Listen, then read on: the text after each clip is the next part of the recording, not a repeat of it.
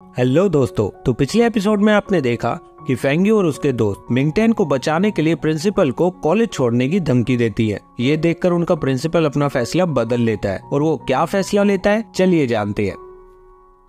Principal फेंग्यू के college छोड़ने की धमकी सुनकर थोड़ा सोचते हैं और मिंगटेन से कहते हैं, तुम्हारी सीनियर्स तुम्हारे लिए कॉलेज छोड़ने को तैयार है जबकि उनकी कोई गलती नहीं है, तो तुम्हें नहीं लगता कि तुम्हें इस बारे में कुछ कहना चाहिए? ये सुनकर मिंगटेन कहता है, सर प्लीज मुझे एक और मौका दीजिए, मैं ये कॉलेज छोड़ना नहीं चाहता। शुरुआत में तो मुझे लगता था कि ये सीनियर मेरे साथ सिर्फ टाइम पास के लिए रहती है, लेकिन मुझे नहीं पता था कि ये लोग मेरे लिए कॉलेज छोड़ने के लिए भी तैयार हो जाएंगी। मैं पूरी तरह गलत था, इसलिए आज मैं आप सब लोगों से प्रॉमिस करता हूँ कि मैं अपनी बॉक्सिंग की ट्रेनिंग पूरी जी जान से करूंगा और अपने आप को इतना मजबूत बनाऊंगा कि मैं खुद को और अपनी फैमिली को प्रोटेक्ट कर सकूं। वहीं हम दूसरी तरफ देखते हैं कि सुनहाओ माइचिन को डांट रहा होता है कि तुम्हारी वजह से आज कॉलेज में ये सब हुआ। तो माइचिन झूठ बोलता है कि वो मिंगटेन जानबूझकर मुझ पे इल्जाम लगा रहा है, मैंने ऐसा कुछ नहीं किया और वो खुद ही मुझे मारने आया था। तो सुनहाओ कहता है, मैं मिंगटेन को जितना जानता हूँ वो बहुत शरीफ लड़का है और कहीं ना कहीं तुमने ही उसको इतना मजबूर कर दिया होगा कि आज वो तुमसे लड़ने तक आ गया। ये सुनकर जियाओफेंग बोलती है,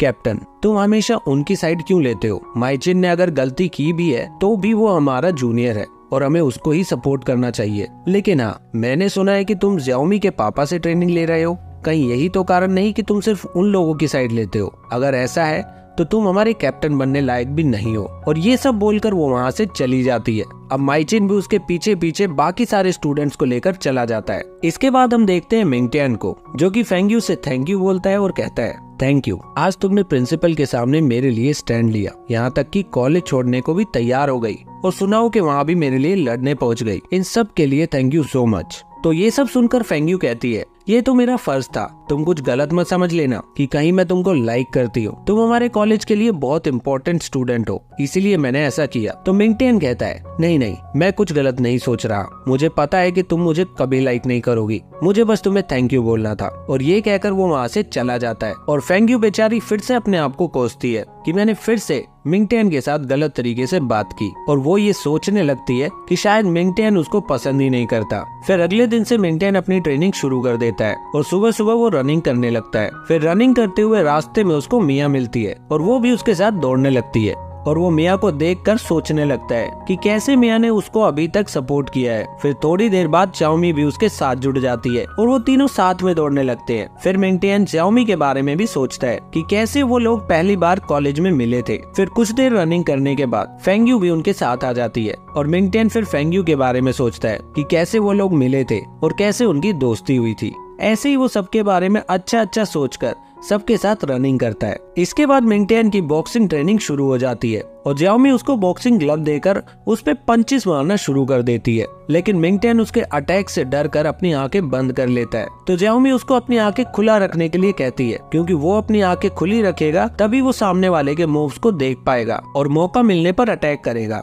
फिर वो मिया के रिंग के अंदर बुलाती है और मिंगटेन को देखने के लिए कहती है, लेकिन जैसे ही वो दोनों बॉक्सिंग करना शुरू करती है तो मिया जियाओमी पर सच में अटैक करने लगती है और जियाओमी किसी तरह अपने आप को सेव करती है। फिर वो मिया से कहती है, अरे हमें सिर्फ डेमो दिखाना था, तुम तो सच में मुझे मारने की कोशिश कर रही हो। तो मिया कहती है, सच में अटैक करूंगी तभी तो मिंगटेन को समझ आएगा कि कैसे बचाव करना है। इसके बाद जियाओमी फिर से मिंगटेन के साथ प्रैक्टिस करने लगती है और मिंगटेन फिर से बचाव नहीं कर पाता, लेकिन मार खाते खाते वो अचानक से जियाओमी के अटैक को रोकने लगता है और मिंगटेन के मूव को देखकर जियाओमी और मिया बहुत हैरान होती है और मिंगटेन को शाबाशी देती है कि बहुत बढ़िया, तुम तो बहुत जल्दी सीख रहे हो। तो मिंगटेन भी थोड़ा खुश हो जाता है। इसके बाद वो लोग रेस्ट करते हैं और जियाओमी मिंगटेन से पूछती है, तुम इतनी जल्दी कैसे सीख रहे हो? क्या तुमने पहले भी बॉक्सिंग की ट्रेनिंग ली है क्या? तो मिंगटेन बताता है, हाँ, बचपन में मैंने थोड़ा बहुत सीखा है लेकिन फिर छोड़ दिया था। तो जियाओमी कहती है, अच्छा, लेकिन अब ट्रेनिंग मत छोड़ना। और वो ये कहते हुए उसके पैर दबाने लगती है और कहती है,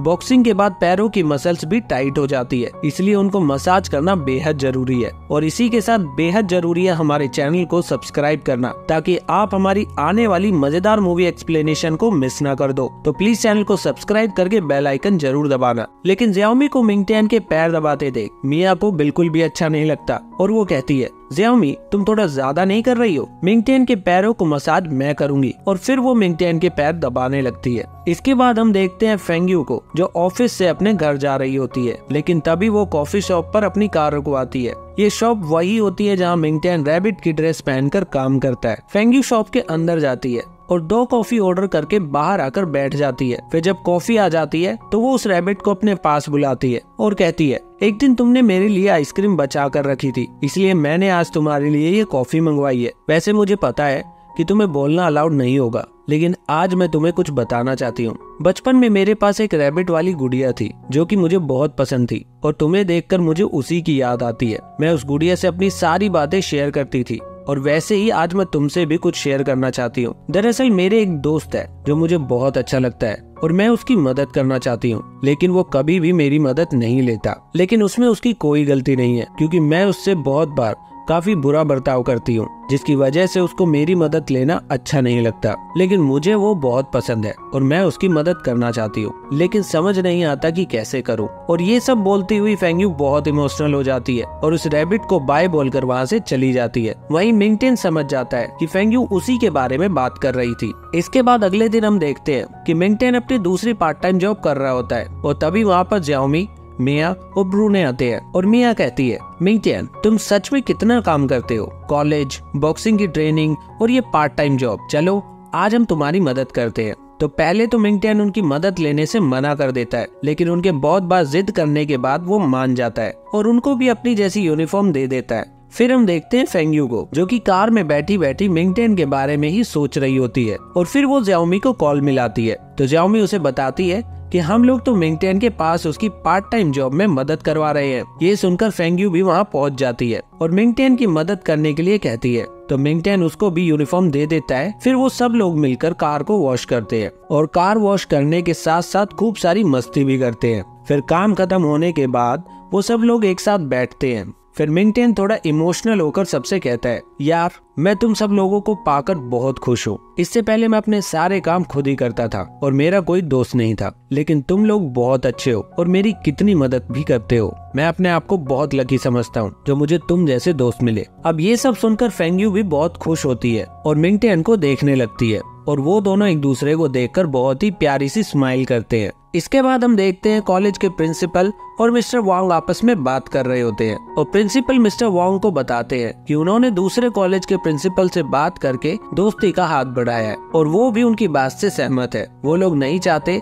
कि हमारे कॉलेज के स्टूडेंट आपस में लड़ाई करे, बल्कि दोनों कॉलेज के स्टूडेंट आपस में मिलकर अपने स्किल्स को डेवलप करना चाहिए। और इसी बात के चलते हमने एक डांस पार्टी रखी है जिसमें दोनों कॉलेज के स्टूडेंट्स आएंगे। इसीलिए तुम ये बात हमारे सभी स्टूडेंट्स को बता दो कि वो लोग डांस प्रैक्टिस शुरू कर दे। फिर मिस्टर वांग सभी स्टूडेंट्स को ये खबर शेयर कर देते हैं, जिसमें सभी स्टूडेंट्स को अपने डांस पार्टनर चुनकर डांस की प्रैक्टिस शुरू करनी है। सारे स्टूडेंट्स ये खबर सुनकर बहुत खुश होते हैं, लेकिन मिया कहती है, अरे यार अभी कुछ ही दिनों में तो टूर्नामेंट शुरू होने वाला है, अब इस बीच डांस प्रैक्टिस कौन करेगा? मुझे कोई डांस वांस नहीं करना, मैं तो टूर्नामेंट की तैयारी करूंगी। और इसके बाद वो मिंगटियान को अपने ताइक्वांडो क्लब में लेकर जाती है और वो मिंगटियान को अपने स्किल्स का बहुत ही जबरदस्त डेमो देती है, जिसे देखकर मिंगटियान बहुत हैरान होता है। उसके बाद मिया और ज्याओमी आपस में मस्ती कर रही होती है और मिंगटियान अपनी प्रैक्टिस कर रहा होता है। वो एक पुतले पर किक करने की प्रैक्टिस कर रहा होता है, लेकिन जिस तरीके से वो किक करता है उसे देखकर मिया और ज्याओमी बहुत हैरान होती है और वो सोचने लगती है